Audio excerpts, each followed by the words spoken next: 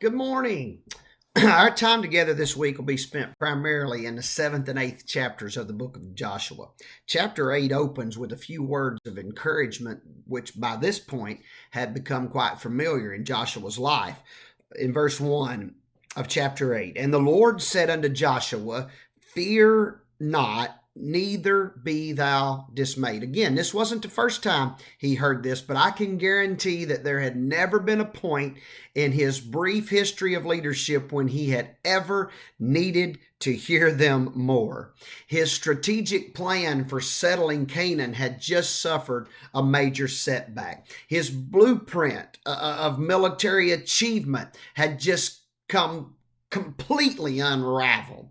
Yesterday, he was walking with the confidence of a conquering captain, and yet today he is wailing with the cries of a confused child. Yesterday, he knew he was God's man on God's mission. Today, he doesn't know who he is or where God is. I think this is possibly one of the most pivotal moments in the entirety of the book of Joshua, or it's a moment that everyone who sets out to conquer Canaan is going to experience at some point. Here's a news flash for you today. Canaan will not be settled, and the year ahead will not be conquered without a few setbacks along the way. When Moses described the promised land back in Deuteronomy 11, if you'll remember when we talked about it then, he said that this land is a land of hills and valleys. Canaan is a land of ups and downs.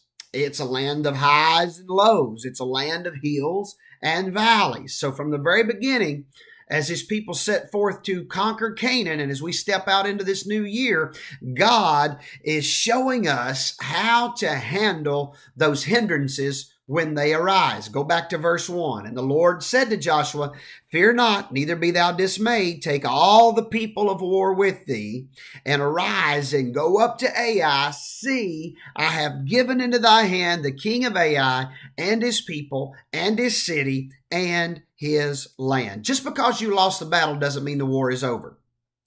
The entire campaign isn't lost because of one compromising moment.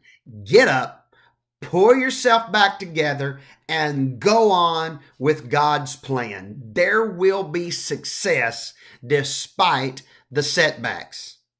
As I thought about this week and this weekend, I could almost hear Joshua saying, and I preached from it at some time in the past, "Lord, anywhere but Ai." Are you sure? For see, Ai to Joshua was a painful memory. It's somewhere he didn't want to think about, and we've all got them. Because Ai was a place of defeat. They were confident. In fact, they were overconfident. Joshua tells them in Joshua 7, there in verse 2, he sent men out to spy out Ai, and they came back to him in verse 3, and they said, "Let not all the people go up." We don't need everybody. Let about 2,000 or 3,000 men go up and smite Ai. There's no point in making everybody labor here. There's just a few of them. They were confident, but then they were conquered. And the Bible says in verse 4 that they fled before the men of Ai. The men of Ai smote 36 of them. And here's verse 5. "For they chased them from before the gate, even to Shebarim, and smote them in the going down." It's one thing to be conquered by your enemy. It's another thing to be chased by your enemy. And now they're absolutely confused. Verse 5 again says, "Wherefore the hearts of the people melted and became as water." Now all that courage and all that confidence is sloshing in their shoes. Their hearts had melted. Their hearts had become liquefied. Their faith was no longer solid. That's a dangerous place for a Christian to be in.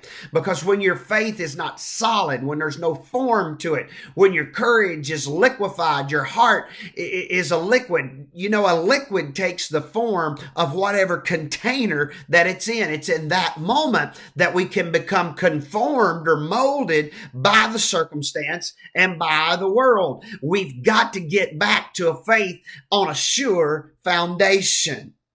It was a place of defeat, but it's a place of discovery. For it's here, Joshua says that he rent his clothes in verse 6, and he went to prayer, and he began to pour his heart out to the Lord. But listen to verse 7 of Joshua 7. This doesn't sound like Joshua at all to me. "Alas, O Lord, wherefore hast thou at all brought this people over Jordan to deliver us into the hand of the Amorites to destroy us. Would to God that we had been content and dwelt on the other side of Jordan. That doesn't sound like Joshua.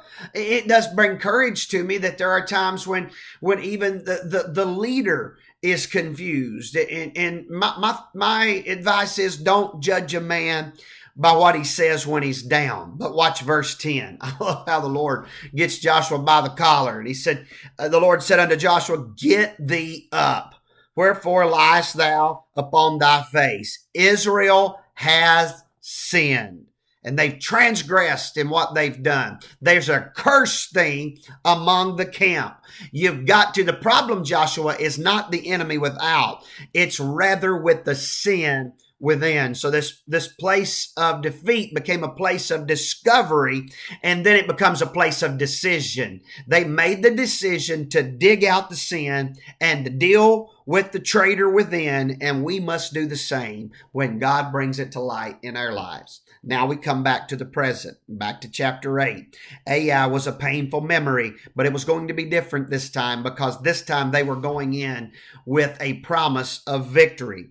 Look at the last part of verse 1 and then into verse 2. See, I have given into thy hand the king of Ai and his people and his city, and thou shalt do to Ai and her king as thou didst unto Jericho and her king. It's going to be different this time, because this time they are going to be following a divine plan.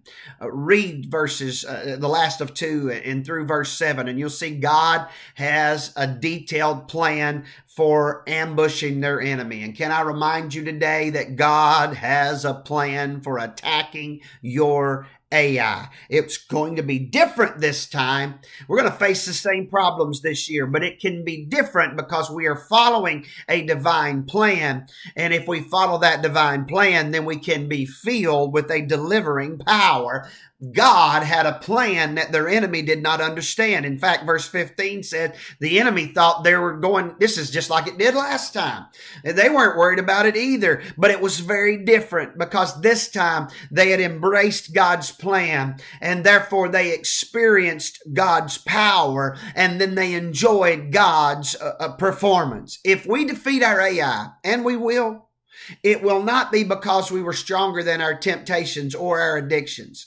It will not be because we prayed a certain amount or fasted a certain amount, but it will be because that we followed God's plan until He filled us with His power. And though we fought the battle, it was He that brought the victory. It's not by might nor by power, but by my Spirit, saith the Lord of hosts. Lastly, as we close today, I want to remind you that though dealing with Ai was a painful memory, and God came through on His promise of victory, and therefore they left Ai with a preserved legacy. And thou shalt do to Ai and her king as thou didst unto Jericho and her king, and they did. God does not bring us back to our places of defeat to embarrass us. He brings us back to that place of defeat that He might turn it into a place of victory. Verse 28 says, and Joshua burnt Ai and made it a heap forever, even a desolation unto this day. This year, some of us need to get Ai permanently off our record. I'll leave you with this little nugget from the last part of verse 2. Just something different to think about this week. Watch what the Lord said. Only the spoil thereof and the cattle thereof shall you take for a prey unto yourselves. Think about that. What if Achan had waited? The thing he grabbed in Jericho would have been his in Ai. Just something to think about in the week ahead. God bless you today.